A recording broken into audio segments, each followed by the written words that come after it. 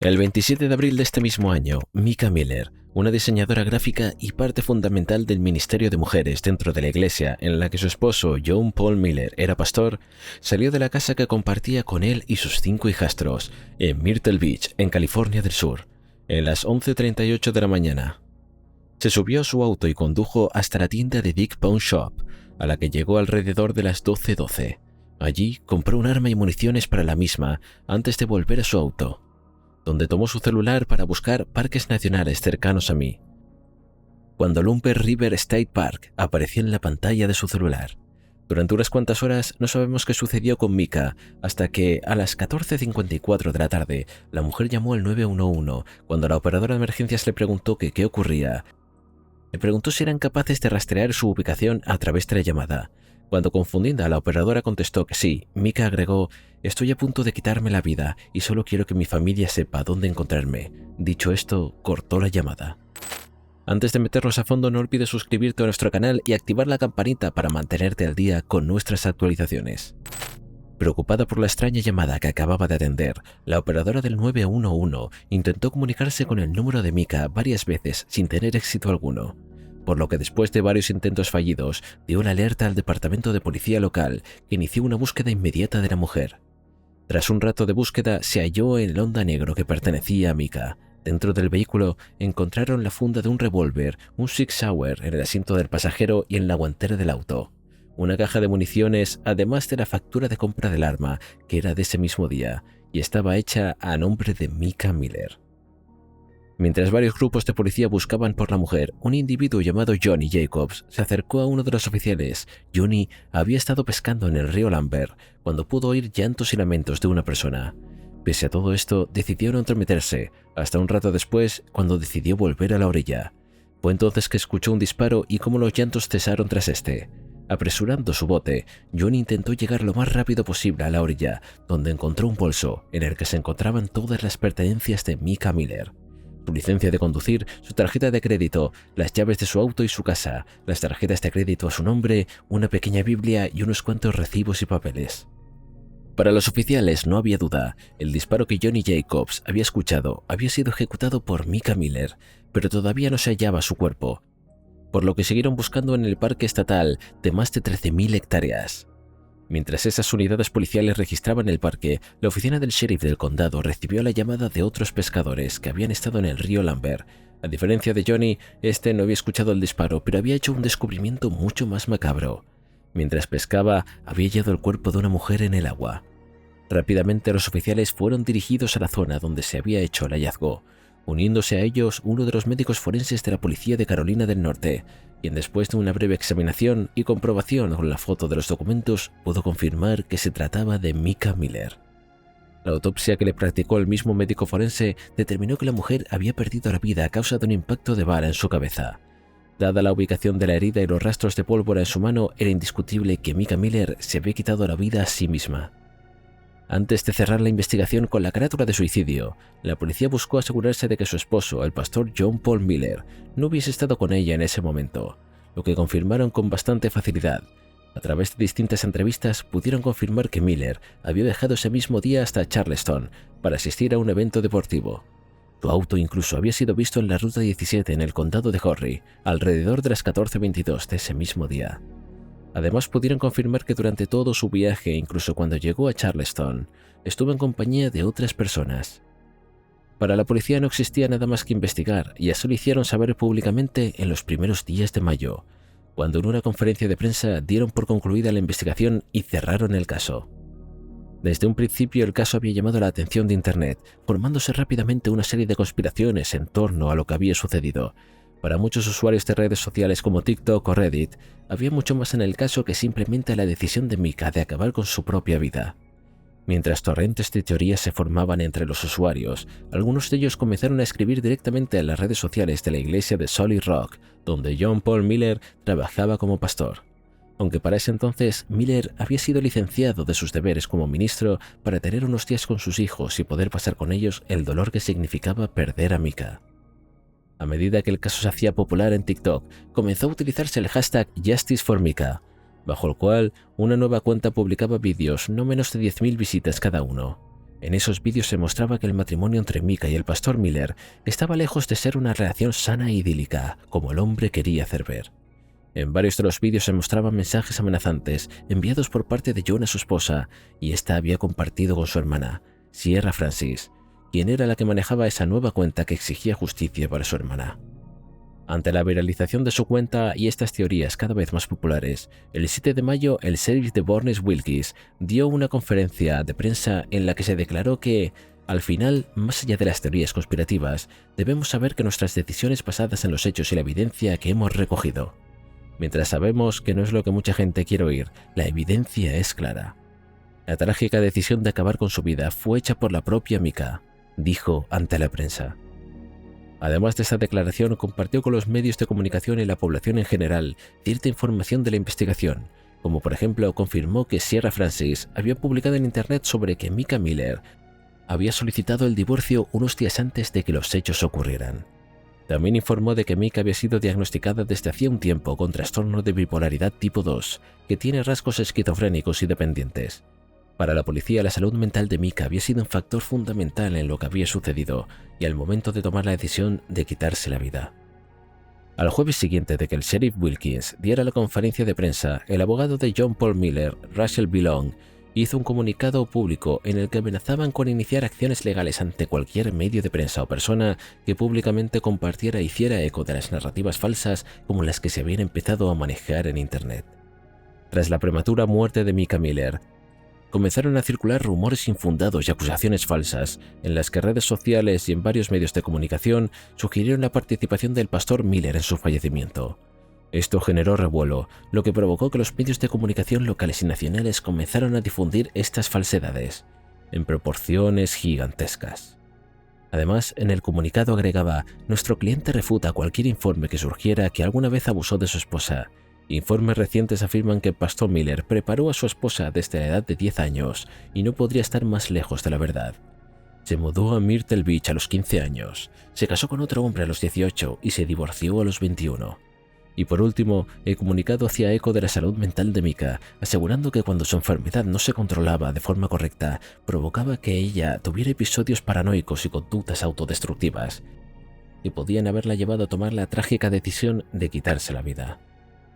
En el curso de sacar comunicados, la familia de Mika Miller decidió sacar públicamente su respuesta también.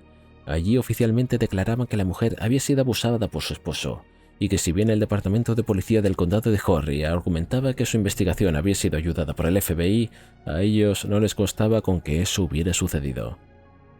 En los siguientes días, Sierra, la hermana de Mika, fue capaz de exponer una línea cronológica de los últimos meses, en el que se demostraba con evidencias que definitivamente no todo era tan sencillo como el Departamento de Policía y el equipo de abogados de John Paul Miller querían dejar ver. La línea de tiempo publicada por la familia de Mika empieza en octubre del año pasado, cuando la mujer llenó en un juzgado de Myrtle Beach los papeles del divorcio para acabar con su marido. El 13 de febrero de este año, el caso de divorcio fue desestimado, ya que ninguna de las partes se había presentado o hecho avances en el proceso legal que involucra el divorcio. Extrañamente, 10 días después, entre el 22 y 23 de ese mismo mes, es el pastor John Paul Miller quien vuelve a solicitar el divorcio. Durante los últimos días de febrero, Mika es admitida dentro del hospital psiquiátrico Waccamaw Center for Mental Health, debido a una descompensación en su trastorno. Mientras su esposa estaba en el hospital, John Paul Miller sacó todas las pertenencias de la mujer de la casa que compartían. A raíz de esta actitud, su hermana Sierra Francis hizo una petición legal después, el 2 de marzo, para transformarse en la bacea legal de su hermana, siendo capaz de encargarse de sus cosas mientras ella seguía internada. En esa solicitud ante un juzgado se detallaba claramente el episodio en el que John Paul Miller, sin interés ninguno por el bienestar de su esposa, había aprovechado ese momento vulnerable para deshacerse de sus pertenencias. Además de eso, Sierra detalló en su solicitud bajo declaración jurada que su hermana le había expresado el abuso y la violencia que su esposo había infligido en ella, entre los que estaban miembros de la familia de su congregación y amigos. Lo más interesante de todo este documento es la otra afirmación de la mujer, cuando aseguró que antes de ser admitida en la institución médica Waccamaw, su hermana había recolectado evidencias para presentar ante un abogado para el divorcio. Mika pretendía presentar pruebas que demostraban la violencia y el abuso de su esposo que la sometía. Dentro de la evidencia que Mika había estado reuniendo habían emails, archivos, mensajes y demás. Pero casualmente todas esas pruebas habían desaparecido mientras ella estaba en el hospital y después de que John hurgara entre sus cosas. El 11 de marzo, tan solo unos días después de que Mika fuera dada de alta de Waccamaw, la mujer llamó a la policía para reportar un hombre que la estaba siguiendo y acosando, llegando a desinflar las ruedas de su auto. En el reporte oficial, uno de los oficiales del condado de Horry detalló cómo Mika manejaba su auto cuando escuchó un plop en uno de sus neumáticos, por lo que se detuvo para verificar que todo estuviera bien. Cuando revisó los neumáticos, notó que uno de ellos tenía una pieza filosa de metal que le había pinchado. El mecánico que acudió a su auxilio le explicó que el elemento de metal no era un objeto cualquiera, sino un objeto pensado para desinflar neumáticos, que fácilmente podía comprarse en internet. Cuando se le preguntó quién pensaba que podía ser el responsable tras este hecho, Mika dio el nombre de su esposo, aunque en el reporte oficial de la policía, el oficial determinó que esto era una mera sospecha de lo que había en una evidencia. En ese mismo día, según consta en el informe, Mika volvió a comunicarse con la policía un rato más tarde para reportar de su esposo, que se había estacionado junto a ella en una gasolinera mientras cargaba gas y había intentado hablar con ella, algo a lo que Mika se había negado. Como las denuncias de su hermana no le estaban dando ningún tipo de atención, Nathaniel Francis, su hermano, decidió hacer su propia denuncia después de un tiempo. Le explicó que el esposo de su hermana había estado acosando y persiguiéndola a la mujer por toda la ciudad. Según consta textualmente en la denuncia, Nathaniel declaró: Mika hizo varios reportes policiales en las últimas semanas, ya que sus neumáticos fueron pinchados en varias ocasiones. Y en una de esas, los mecánicos que cambiaron sus ruedas le informaron que dentro de la rueda rota había un dispositivo de rastreo.